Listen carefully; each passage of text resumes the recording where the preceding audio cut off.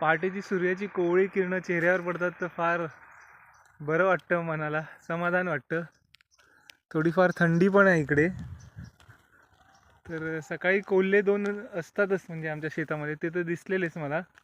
तर त्याचबरोबर येतात आता मी झाडं पण बघतो. तर झाडांच्या जवळ मला बघा काय सापडलं आहे, मला दाखवतो. हे बघा,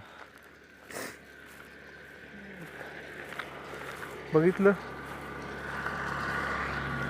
ह्याला त्रिफळं म्हणतात असं मला तरी वाटतं.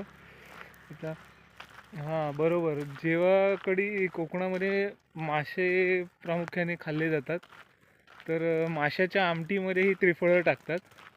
आणि आमच्या गावामध्ये त्रिफळांची शेती होते, म्हणजे मोठ्या प्रमाणात त्रिफळं लागतात प्रत्येकाच्या जवळपास घरामध्ये, म्हणजे घर परिसरात.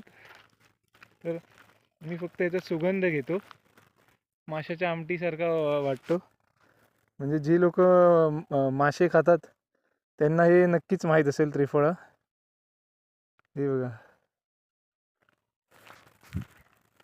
येवा कोकण आपलं तसा